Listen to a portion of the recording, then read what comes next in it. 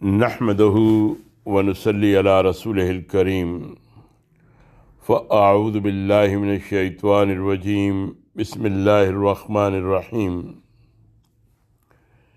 Cache مرداں نہ کہ مذہب گوس فنداں، یہ ہے اس مضمون کا عنوان جس کا آج ہم مطالعہ کریں گے۔ یہ مضمون مولانا ابو العلا مودودی رحمۃ اللہ علیہ کی تحریر ہے۔ مولانا لکھتے ہیں، مسئلہ سود پر میرے مضامین کو دیکھ کر ایک خیال کا بار بار اظہار کیا گیا ہے کہ موجودہ زمانے میں سرمایہ داری نظام سیاسی طاقت کے ساتھ ہمارے گرد و پیش کی پوری معاشی دنیا پر مسلط ہو چکا ہے۔ معیشت کی گاڑی اصول سرمایہ داری کے پہیوں پر چل رہی ہے، سرمایہ دار ہی اس کو چلا رہے ہیں اور وہی قومیں اس کے ذریعے سے منزل ترقی کی طرف بڑھ رہی ہیں جن کے لیے پیدائش دولت اور صرف دولت کے باب میں کوئی مذہبی یا اخلاقی قید نہیں ہے۔ دوسری طرف ہماری اجتماعی قوت منتشر ہے۔ دنیا کے نظم معیشت کو بدلنا تو درکنار، ہم خود اپنی قوم میں بھی اسلامی نظم معیشت کو اثر نو قائم کرنے کی طاقت نہیں رکھتے۔ اب اگر ہماری مذہبی قیود ہم کو زمانے کے چلتے ہوئے نظام معاشی میں پورا حصہ لینے سے روک دیں تو نتیجہ اس کے سوا کچھ نہ ہوگا کہ ہماری قوم معاشی ترقی و خوشحالی کے ذرائع سے فائدہ اٹھانے میں دوسری قوموں سے پیچھے رہ جائے گی، ہم مفلس ہوتے جائیں گے اور ہمسایہ قومیں دولت مند ہوتی چلی جائیں گی۔ پھر ہماری یہ معاشی کمزوری ہم کو سیاسی، اخلاقی اور تمدنی حیثیت سے بھی ذلیل اور پست کرے گی۔ یہ محض وہم اور اندیشہ نہیں ہے، بلکہ واقعات کی دنیا میں یہی نتیجہ ہم کو نظر آ رہا ہے، برسوں سے نظر آ رہا ہے، اور مستقبل میں ہمارا جو کچھ انجام ہونے والا ہے اس کے آثار کچھ ایسے دھندلے نہیں ہیں کہ ان کو نہ دیکھا جا سکتا ہو۔ پس ہم کو محض شریعت کا قانون بتانے سے کیا فائدہ؟ اسلام کے معاشی اصول بیان کرنے سے کیا حاصل؟ ہم کو یہ بتاؤ کہ ان حالات میں اسلامی قانون کی پابندی کے ساتھ ہمارے لیے اپنی معاشی حالت کو سنبھالنے اور ترقی کی منزلیں طے کرنے کی بھی کوئی سبیل ہے؟ اگر نہیں ہے تو دو صورتوں میں سے ایک صورت یقیناً پیش آئے گی، یا تو مسلمان بالکل تباہ ہو جائیں گے، یا پھر وہ دوسری قوموں کی طرح مجبور ہوں گے کہ ایسی تمام قوانین کی پابندی سے آزاد ہو جائیں جو زمانے کا ساتھ نہیں دے سکتے۔ یہ سوال صرف مسئلہ سود ہی تک محدود نہیں ہے، دراصل اس کا دائرہ بہت وسیع ہے۔ اگر زندگی کے تمام شعبوں میں سے محض معیشت ہی کا شعبہ ایسا ہوتا جس پر ایک غیر اسلامی نظام مسلط ہو گیا ہوتا تو شاید معاملہ نسبتاً بہت ہلکا ہوتا، مگر واقعات کی شہادت کچھ اور ہے۔ اپنے گرد و پیش کی دنیا پر نظر ڈالیے، خود اپنے حالات کا جائزہ لے کر دیکھیے، زندگی کا کون سا شعبہ ایسا پایا جاتا ہے جس پر غیر اسلام کا تسلط نہیں ہے؟ کیا اعتقادات اور افکار و تخیلات پر الحاد و دہریت یا کم از کم شک و ریب کا غلبہ نہیں ہے؟ کیا تعلیم پر ناخدا شناسی کی حکومت نہیں؟ کیا تمدن و تہذیب پر فرنگیت کا استیلا نہیں؟ کیا معاشرت کی جڑوں تک میں مغربیت اتر نہیں گئی ہے؟ کیا اخلاق اس کے غلبے سے محفوظ ہیں؟ کیا معاملات اس کے تسلط سے آزاد ہیں؟ کیا قانون اور سیاست اور حکومت کے اصول و فروغ نظریات اور عملیات میں سے کوئی چیز بھی اس کے اثر سے پاک ہے؟ جب حال یہ ہے تو آپ اپنے سوال کو معیشت اور اس کے بھی صرف ایک پہلو تک کیوں محدود رکھتے ہیں؟ اس کو وسیع کیجیے، پوری زندگی پر پھیلا دیجیے۔ یوں کہیے کہ زندگی کے دریا نے اپنا رخ بدل لیا ہے۔ پہلے وہ اس راستے پر بہ رہا تھا جو اسلام کا راستہ تھا، اب وہ اس راستے پر بہ رہا ہے جو غیر اسلام کا راستہ ہے۔ ہم اس کے رخ کو بدلنے کی قوت نہیں رکھتے، ہم میں اتنی طاقت بھی نہیں کہ اس کی روح کے خلاف تیر سکیں، ہم میں اتنی طاقت بھی نہیں کہ اس کی رو کے خلاف تیر سکیں۔ ہم کو ٹھہرنے میں بھی ہلاکت کا اندیشہ ہے۔ اب ہمیں کوئی ایسی صورت بتاؤ کہ ہم مسلمان بھی رہیں اور اس دریا کے بہاؤ پر اپنی کشتی کو چھوڑ بھی دیں، عازم کعبہ بھی رہیں اور اس قافلے کا ساتھ بھی نہ چھوڑیں جو ترکستان کی طرف جا رہا ہے۔ ہم اپنے خیالات، نظریات، مقاصد، اصول حیات اور مناہج عمل میں نہ مسلمان بھی ہوں اور پھر مسلمان بھی ہوں۔ اگر اس ذات کو جمع کرنے کی کوئی صورت تم نے نہ نکالی تو نتیجہ یہ ہوگا کہ یا تو ہم اسی دریا کے ساحل پر مر رہیں گے یا پھر یہ اسلام کا لیبل جو ہماری کشتی پر لگا ہوا ہے ایک دن کھرچ ڈالا جائے گا اور یہ کشتی بھی دوسری کشتیوں کے ساتھ دریا کے دھارے پر بہتی ہوئی نظر آئے گی۔ ہمارے روشن خیال اور تجدد پسند حضرات جب کسی مسئلے پر گفتگو فرماتے ہیں تو ان کی آخری حجت جو ان کے نزدیک سب سے قوی حجت ہے یہ ہوتی ہے کہ زمانے کا رنگ یہی ہے، ہوا کا رخ اسی طرف ہے، دنیا میں ایسا ہی ہو رہا ہے، پھر ہم اس کی مخالفت کیسے کر سکتے ہیں اور مخالفت کر کے زندہ کیسے رہ سکتے ہیں؟ اخلاق کا سوال ہوگا، وہ کہیں گے کہ دنیا کا معیار اخلاق بدل چکا ہے۔ مطلب یہ نکلا کہ مسلمان اس پرانے معیار اخلاق پر کیسے قائم رہیں؟ پردے پر بحث ہو، ارشاد ہوگا کہ دنیا سے پردہ اٹھ چکا ہے۔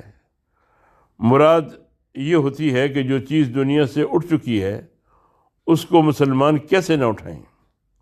تعلیم پر گفتگو ہو، ان کی آخری دلیل یہ ہوگی کہ دنیا میں اسلامی تعلیم کی مانگ نہیں ہے۔ مدعا یہ کھلا کہ مسلمان بچے وہ جنس بن کر کیسے نکلیں گے جس کی مانگ نہیں ہے، اور وہ مال کیوں نہ بنے جس کی مانگ ہے۔ سود پر تقریر ہو، ٹیپ کا بند یہ ہوگا کہ اب دنیا کا کام اس کے بغیر نہیں چل سکتا۔ گویا مسلمان کسی ایسی چیز سے اعتراض کیسے کر سکتے ہیں جو اب دنیا کا کام چلانے کے لیے ضروری ہو گئی ہے۔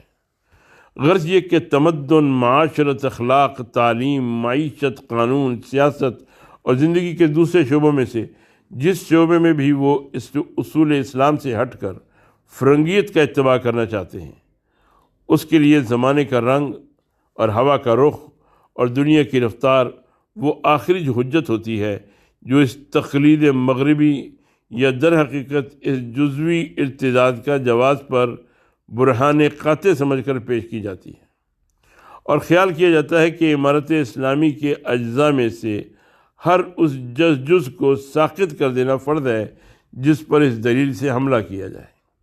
ہم کہتے ہیں شکست و ریس کی اس تجویزیں جن کو متفرق طور پر پیش کرتے ہو ان سب کو ملا کر ایک جامع تجویز کیوں نہیں بنا لیتے؟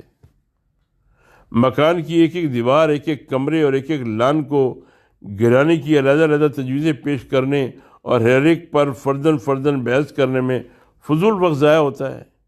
کیوں نہیں کہتے کہ یہ پورا مکان گرا دینے کی ضرورت ہے؟ کیونکہ اس کا رنگ زمانے کے رنگ سے مختلف ہے، اس کا رخ ہوا کے رخ سے پھرا ہوا ہے، اور اس کی وضع ان مکانوں سے کسی طرح نہیں ملتی جو اب دنیا میں بن رہے ہیں۔ جن لوگوں کے حقیقی خیالات یہی ہیں ان سے تو بحث کرنا فضول ہے۔ ان کے لیے تو صاف اور سیدھا سا جواب یہی ہے کہ اس مکان کو گرانے اور اس کی جگہ دوسرا مکان بنانے کی زحمت آپ کیوں اٹھاتے ہیں؟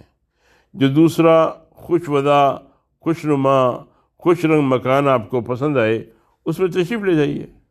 اگر دریا کے دھارے پر بہنے کا شوق ہے تو اس کشتی کا لیبل کھرچنے کی تکلیف بھی کیوں اٹھاتے ہیں؟ جو کشتیاں پہلے سے بہہ رہی ہیں انہی میں سے کسی میں نقل مقام فرما لیجیے۔ جو لوگ اپنے خیالات، اپنے اخلاق، اپنی معاشرت، اپنی معیشت، اپنی تعلیم، غرض اپنی کسی چیز میں بھی مسلمان نہیں ہیں اور مسلمان رہنا نہیں چاہتے، ان کے برائے نام مسلمان رہنے سے اسلام کا قطعاً کوئی فائدہ نہیں بلکہ سراسر نقصان ہے۔ وہ خدا پرست نہیں، ہوا پرست ہیں۔ اگر دنیا میں بت پرستی کا غلبہ ہو جائے تو یقیناً وہ بتوں کو پوجیں گے۔ اگر دنیا میں برہنگی کا رواج عام ہو جائے تو یقیناً وہ اپنے کپڑے اتار پھینکیں گے۔ اگر دنیا نجاستیں کھانے لگے تو یقیناً وہ کہیں گے کہ نجاست ہی پاکیزگی ہے، اور پاکیزگی تو سراسر نجاست ہے۔ ان کے دل اور دماغ غلام ہیں اور غلامی ہی کے لیے گھڑے گئے ہیں۔ آج فرنگیت کا غلبہ ہے، اس لیے اپنے باطن سے لے کر ظاہر کے ایک ایک گوشے تک وہ فرنگی بننا چاہتے ہیں۔ کل اگر حبشیوں کا غلبہ ہو جائے تو یقیناً وہ حبشی بنیں گے، اپنے چہروں پر سیاہیاں پھیریں گے، اپنے ہونٹ موٹے کریں گے، اپنے بالوں میں حبشیوں کے سے گھنگر پیدا کریں گے، ہر اس شے کی پوجا کرنے لگیں گے جو حبش سے ان کو پہنچے گی۔ ایسے غلاموں کی اسلام کو قطعاً ضرورت نہیں۔ بخدا اگر کروڑوں کی مردم شماری سے ان سب منافقوں اور غلام فطرت لوگوں کے نام کٹ جائیں اور دنیا میں صرف چند ہزار مسلمان رہ جائیں جن کی تعریف کی ہو کہ یحبہم و یحبونہ، اذلۃ علی المؤمنین اعزۃ علی الکافرین یجاہدون فی سبیل اللہ ولا یخافون لومۃ لائم۔ وہ اللہ کے محبوب ہوں اور اللہ ان کا محبوب ہو، مسلمانوں کے لیے نرم اور کافروں پر سخت ہوں، اللہ کی راہ میں جہاد کرنے والے ہوں، اور کسی کرنے والے کی ملامت کا انہیں خوف نہ ہو۔ سورہ مائدہ آیت نمبر 54۔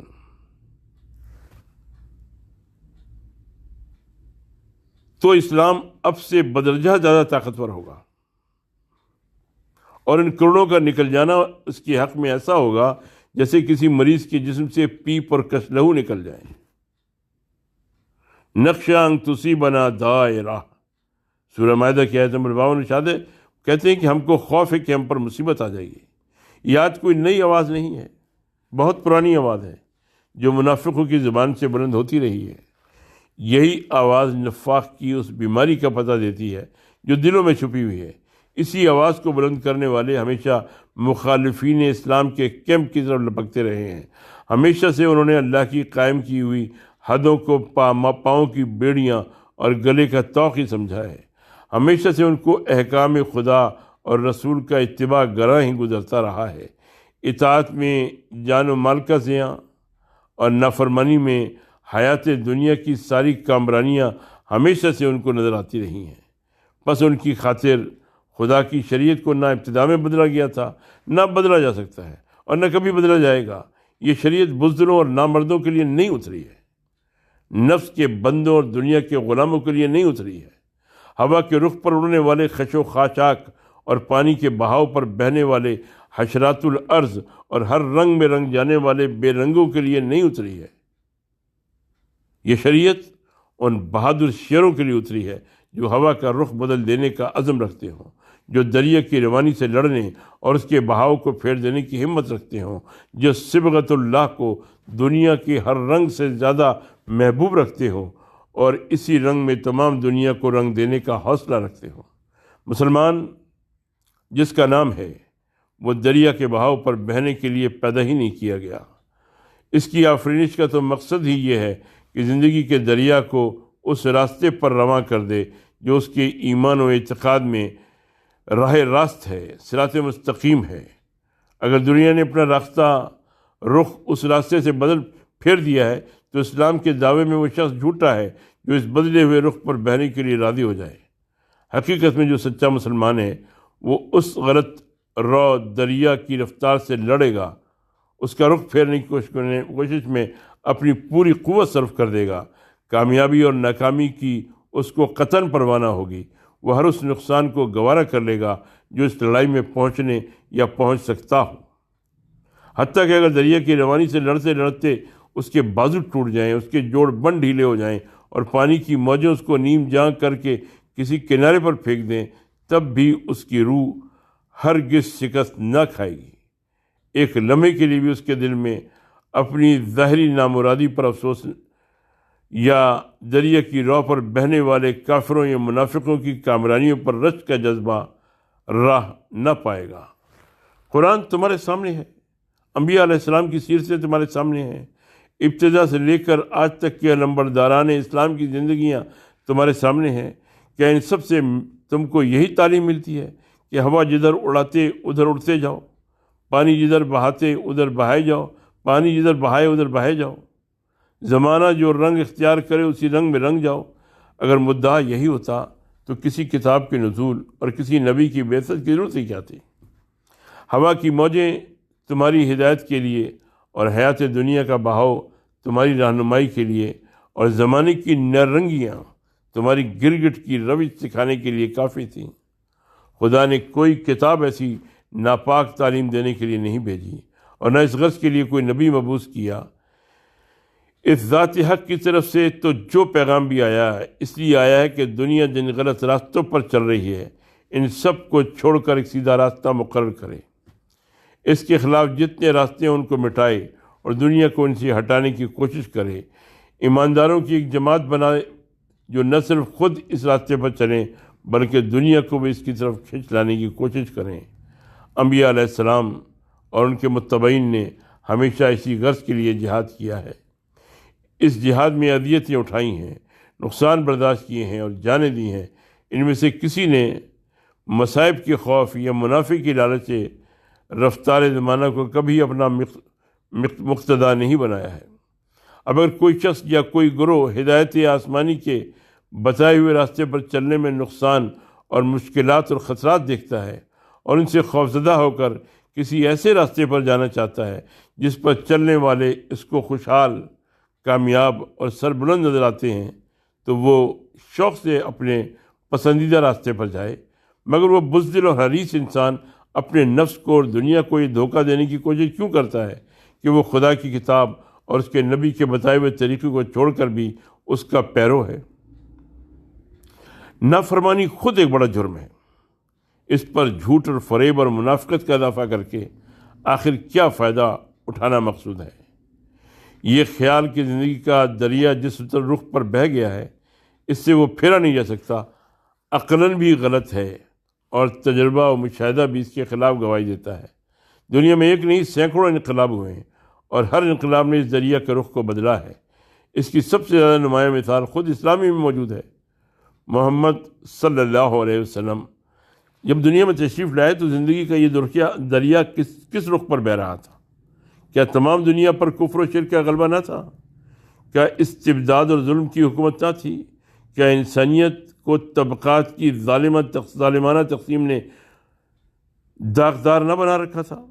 کیا اخلاق پر فواہش اور معاشرت پر نفس پرستی، معیشت پر ظالمانہ جاگیرداری و سرمایہ داری اور قانون پر بے اعتدال کا تسلط نہ تھا؟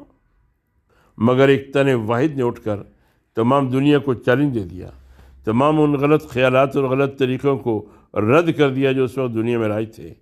ان سب کے مقابلے میں اپنا ایک عقیدہ اور اپنا ایک طریقہ پیش کیا اور چند سال کی مختصر مدت میں اپنی تبلیغ اور جہاد سے دنیا کے رخ کو پھیر کر اور زمانے کے رنگ کو بدل کر چھوڑا۔ تازہ ترین مثال اشتراکی تحریک کی ہے۔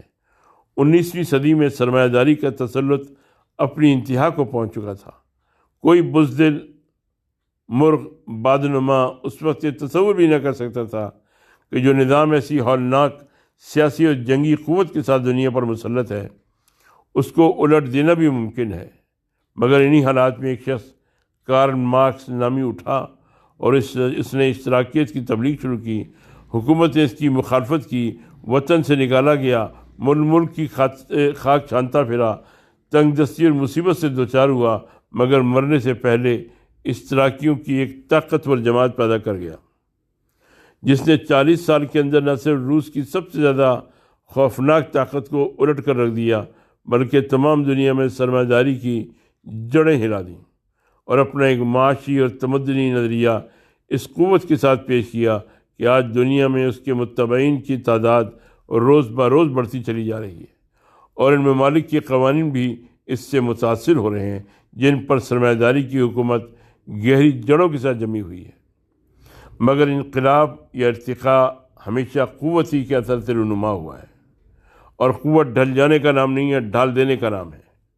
مڑ جانے کو قوت نہیں کہتے، موڑ دینے کو کہتے ہیں۔ دنیا میں کبھی نامردوں اور بزدلوں نے کوئی انقلاب نہیں کیا۔ جو لوگ اپنا کوئی اصول، کوئی مقصد حیات، کوئی نصب العین نہ رکھتے ہوں، جو بلند مقاصد کے لیے قربانی دینے کا حوصلہ نہ رکھتے ہوں، جو خطرات و مشکلات کے مقابلے کی ہمت نہ رکھتے ہوں، جن کو دنیا میں محض آسائش اور سہولت ہی مطلوب ہو، جو ہر سانچے میں ڈھل جانے اور ہر دباؤ سے دب جانے والے ہوں، ایسے لوگوں کا کوئی قابل ذکر کارنامہ انسانی تاریخ میں نہیں پایا جاتا۔ تاریخ بنانا صرف بہادروں کا کام ہے۔ انہی نے اپنی جہاد اور اپنی قربانیوں سے زندگی کے دریا کا رخ پھیرا ہے، دنیا کے خیالات بدلے ہیں، مناہج عمل میں انقلاب برپا کیا ہے، زمانے کے رنگ میں رنگ جانے کے بجائے زمانے کو خود اپنے رنگ میں رنگ کر چھوڑا ہے۔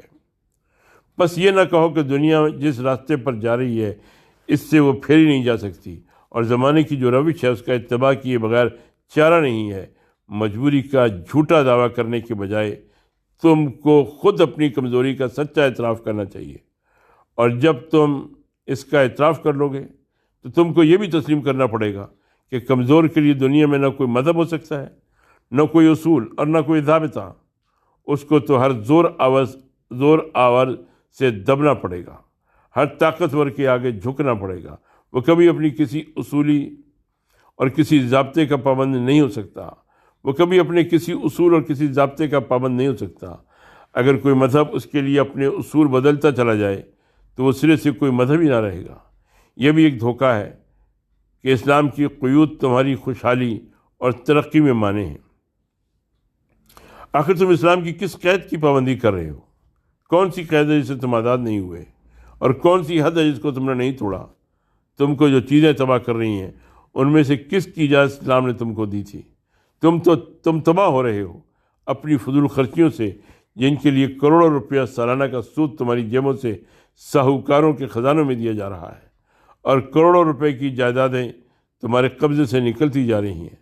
کیا اسلام نے تم کو اس کی اجازت دی تھی؟ تم کو خود تمہاری بری عادتیں تباہ کر رہی ہیں۔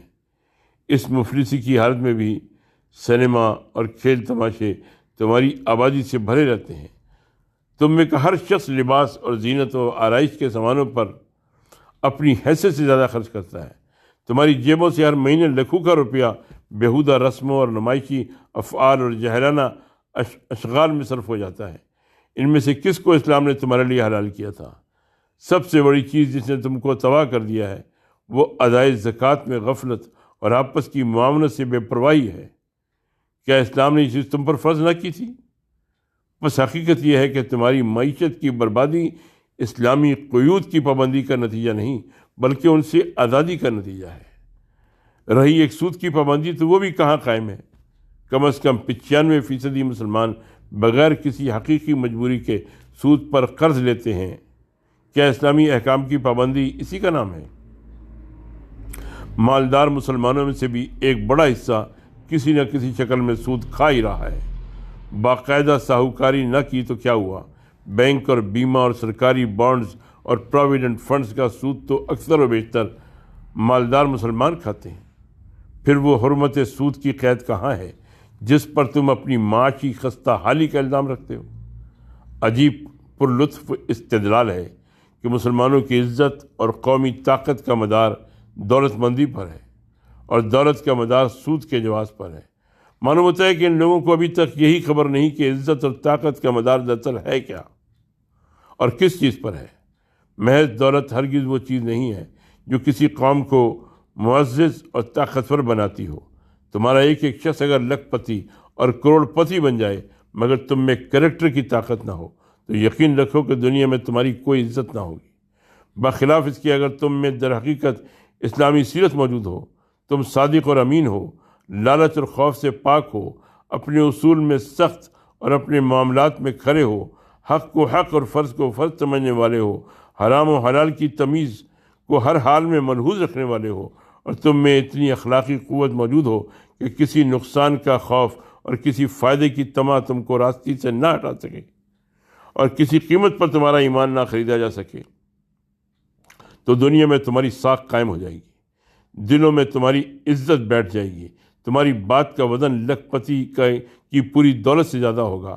تم جھونپڑیوں میں رہ کر اور پیوند لگے کپڑے پہن کر بھی دولت سراؤں میں رہنے والوں سے زیادہ احترام کی نظر سے دیکھے جاؤ گے، اور تمہاری قوم کو ایسی طاقت حاصل ہوگی جس کو کبھی نیچا نہیں دکھایا جا سکتا۔ عہد صحابہ رضی اللہ تعالیٰ اجمعین کے مسلمان کس قدر مفلس تھے۔ جھونپڑیوں اور کمبل کے خیموں میں رہنے والے، تمدن کی شان و شوکت سے نہ آشنا، نہ ان کے لباس درست، نہ غذا درست، نہ ہتھیار درست، نہ سواریاں شاندار، مگر ان کی جو دھاک اور ساکھ دنیا میں تھی وہ نہ اموی عہد میں مسلمانوں کو نصیب ہوئی، نہ عباسی عہد میں، اور نہ بعد کے کسی عہد میں۔ ان کے پاس دولت نہ تھی مگر کیریکٹر کی طاقت تھی۔ جس نے دنیا میں اپنی عزت اور عظمت کا سکہ بٹھا دیا تھا۔ بعد والوں کے پاس دولت آئی، حکومت آئی، تمدن کی شان و شوکت آئی، مگر کوئی چیز بھی کیریکٹر کی کمزوری کا بدل فراہم نہ کر سکی۔ تم نے تاریخ اسلامی کا سبق تو فراموشی کر دیا، مگر دنیا کی جس قوم کی تاریخ چاہو اٹھا کر دیکھ لو، تم کو ایک مثال بھی ایسی نہیں ملے گی کہ کسی قوم نے محض سہولت پسندی اور آرام طلبی اور منفعت پرستی سے عزت و طاقت حاصل کی ہو۔ تم کسی ایسی قوم کو معزز و سربلند نہ پاؤ گے جو کسی اصول اور کسی ڈسپلن کی پابند نہ ہو، کسی بڑے مقصد کے لیے تنگی اور مشقت اور سختی برداشت نہ کر سکتی ہو، اور اپنے اصول و مقاصد کے لیے اپنے نفس کی خواہشات کو اور خود اپنے نفس کو بھی قربان کر دینے کا جذبہ نہ رکھتی ہو۔ یہ ڈسپلن اور اصول کی پابندی اور بڑے مقاصد کے لیے راحت و آسائش اور منافع کی قربانی کسی نہ کسی رنگ میں تم کو ہر جگہ نظر آئے گی۔ اسلام میں اس کا رنگ کچھ اور ہے، اور دوسری ترقی یافتہ قوموں میں کچھ اور ہے۔ یہاں سے نکل کر تم کسی اور نظام تمدن میں جاؤ گے تو وہاں بھی تم کو اس رنگ میں نہ صحیح کسی دوسرے رنگ میں ایک نہ ایک ضابطے کا پابند ہونا پڑے گا، ایک نہ ایک ڈسپلن کی گرفت برداشت کرنی ہوگی۔ چند مخصوص اصولوں کے شکنجے میں بہرحال تم جکڑے جاؤ گے، اور تم سے کسی مقصد اور کسی اصول کی خاطر قربانی کا مطالبہ ضرور کیا جائے گا۔ اگر اس کا حوصلہ تم میں نہیں ہے، اگر تم صرف نرمی اور کشادگی اور مٹھاسی کے متوالے ہو، اور کسی سختی، کسی کڑواہٹ کو گوارا کرنے کی طاقت تم میں نہیں ہے، تو اسلام کی قید و بند سے نکل کر جہاں چاہو جا کر دیکھ لو، کہیں تم کو عزت کا مقام نہ ملے گا، اور کسی جگہ طاقت کا خزانہ تم نہ پا سکو گے۔ قرآن نے اس قاعدہ کلیہ کو صرف 4 لفظوں میں بیان کیا ہے، اور وہ 4 لفظ ایسے ہیں جن کی صداقت پر پوری تاریخ عالم گواہ ہے۔ ان مع العسر یسرا، یسر کا دامن ہر حال میں عسر کے ساتھ وابستہ ہے۔ جس میں عسر کو برداشت کرنے کی طاقت نہیں، وہ کبھی یسر سے ہمکنار نہیں ہو سکتا۔ وما علینا الا البلاغ۔ مولانا مرحوم نے یہ مضمون 1936 عیسوی میں لکھا، اور ترجمان القرآن صفر سن 55 اور مئی 1936 عیسوی میں شائع ہوا۔ اللہ تعالی ہمیں اسلام کے لیے تن من دھن کے ساتھ اس کا حق ادا کرنے کی توفیق عطا فرمائے۔ وآخر دعوانا ان الحمد للہ رب العالمین۔